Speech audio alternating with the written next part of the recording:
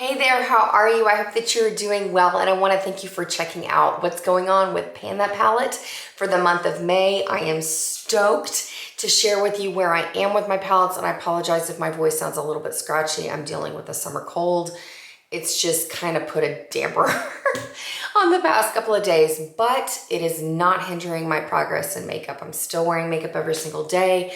I'm enjoying it. I'm getting a lot of satisfaction from my makeup collection, and I'm really feeling like I'm getting back in the groove. So as we get into where I am with the Nabla palette, we got big changes. In fact, I'm going to update you on two palettes. I've got my Nabla side-by-side palette, and I've got my Lorac Pro Soleil.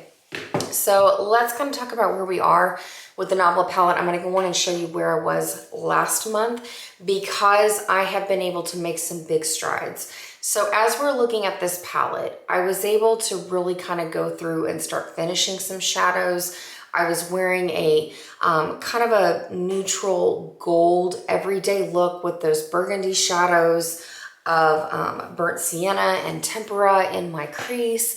And then I would go through with what was the gold shade of Paradiso, and then I was subbing in a shade from Lorac Pro Soleil.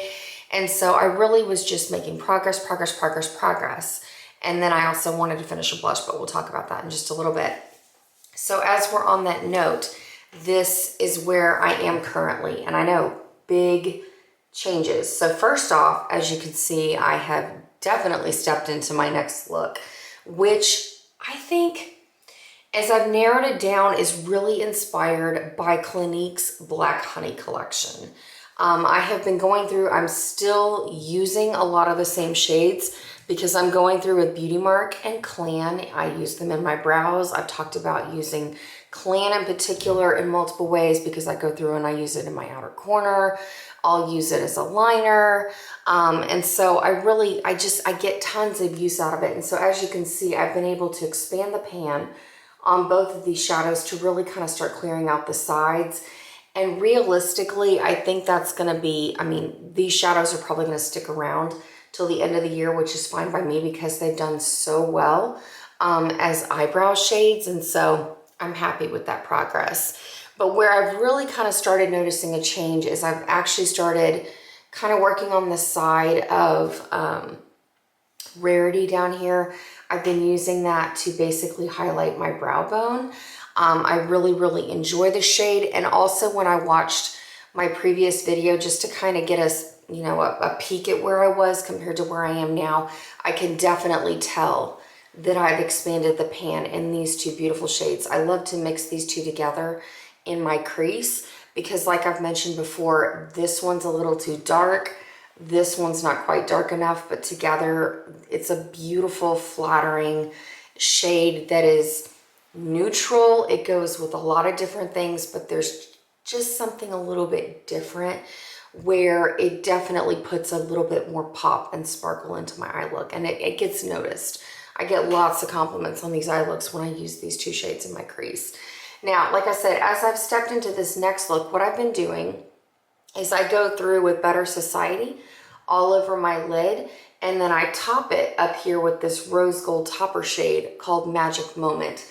I don't really get a lot of effect when I try to use this shadow on my own or on its own, so I've been using it as a topper shadow. So what I do is I go on and apply this shade to my eyelid with just a flat shader brush, and then I will go through and use a sponge tip applicator and just kind of layer this on top, and it gives a really beautiful rose gold, soft, toned effect. And so, like I said, let me just kind of show you what I'm talking about, because like I said, I feel like it's very influenced by Clinique's Black Honey. In fact, that is the lipstick I'm wearing.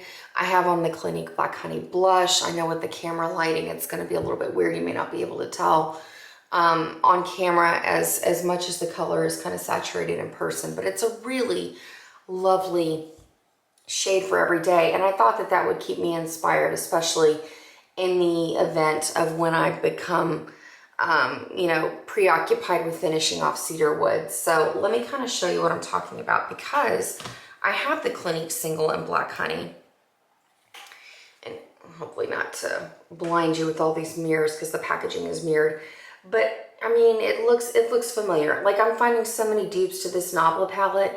It's made it very easy to step into other things from my collection. And so I thought that would be the way to kind of get inspired. And so I've also pulled out that Clinique Black Honey blush. It's really, really pretty. Kind of a soft burgundy to wear on an everyday basis, and it's flattering on multiple skin tones. And then the Clinique Almost lipstick in Black Honey. It's actually what I have on my lips today. It looks crazy dark in the tube, but when you apply it to the skin, it's actually quite a sheer lipstick. So what I prefer to do is I use my classic staple of MAC Whirl Lip Pencil, in Whirl, and I just fill in the outer corners of my lips, and I line my lips to make sure there's no feathering. And then I just top it with the Clinique Black Honey, and I love that combination. So it's really helping me to kind of step into my next look. The other thing that I've really kind of been able to make some progress on is this transition shade up here called Bonjour. The reason I've hit pan in it so quickly is because it is very, very faint on my skin tone. So in order to get it to show up, I have to layer and layer and layer and layer the shadow, which is kind of annoying. But at the same time, I mean, it is what it is, and it's helping me to enjoy the shadow, to get through the shadow, and be consistent in making sure that I'm using everything in the palette. So I'm enjoying it. It's just not quite as pigmented as I wish it would be. I mean, it's a beautiful kind of a light flesh tone brown. As you can see, this is what it is right here.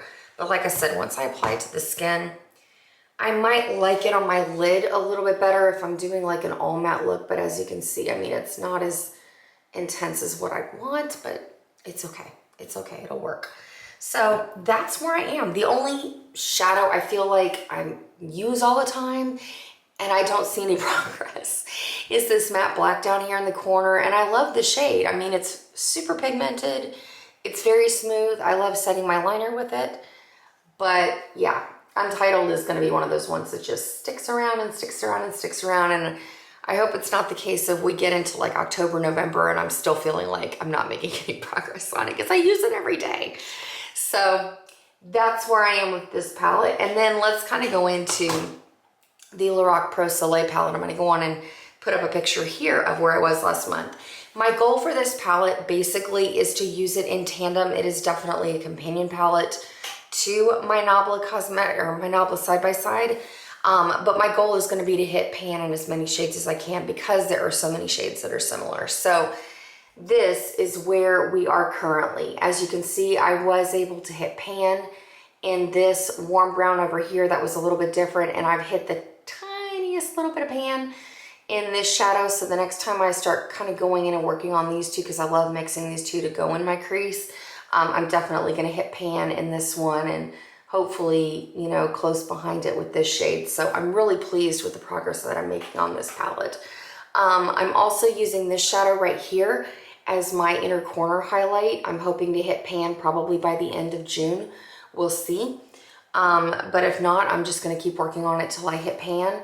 And I've also been working on this kind of a salmony shade down here. I talked about last update that I love using it to blend out my crease because it just gives some warmth and some depth to my eye look. And even though I've definitely gone rosier in terms of wearing the Magic Moment and the Better Society shade, it still works. Like, it looks like there's more pinky orange to this shadow in person, but on the eye, it actually is very, very versatile because it is so neutral in tone. So that's been really, really pleasant.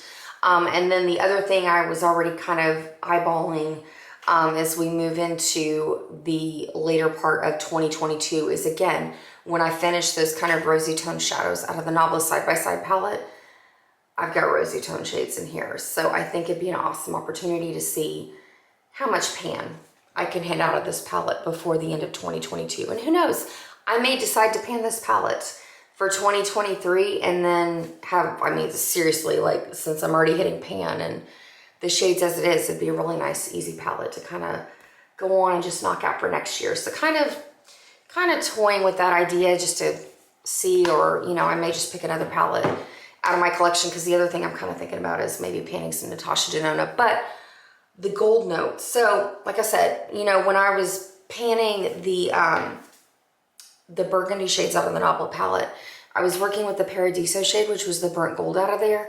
And then I'd also continued working on this gold, because literally this is the exact dupe. And in terms of the rose gold, I'm already kind of looking at this shade for Magic Moment right here. And I'm also looking at, I'm sorry, my voice sounds so scratchy, it's ridiculous. I'm also looking at these two down here. So that's gonna be really, really fun. And like I said, give me an opportunity to hit some more pan out of things in my collection. But bonus, bonus, bonus. I was able to finally finish another blush out of my collection. So MAC Peaches, you wanna have some inspiration with some empty pan? Here you go. That is a satisfying feeling. Love it, love it, love it. But it was one of the things that was kind of keeping me in that look for a while with the gold, because I couldn't let it go. I loved it, and now I realize like that is a good staple go-to capsule makeup wardrobe look for me. So I'm already looking in other palettes to find more of those burgundy shadows, and I found one in like the BH Cosmetics Blueberry palette. I found it in other palettes, so I found another go-to classic amber staple look that I can always reach for. So fun times.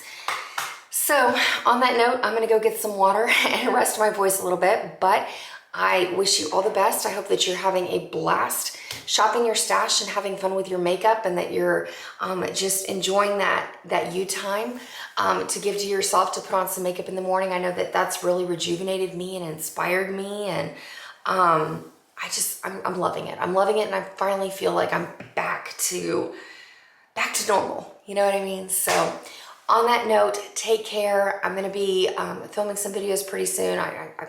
Schedule's been crazy. I know I say that every video, but literally life has been bananas.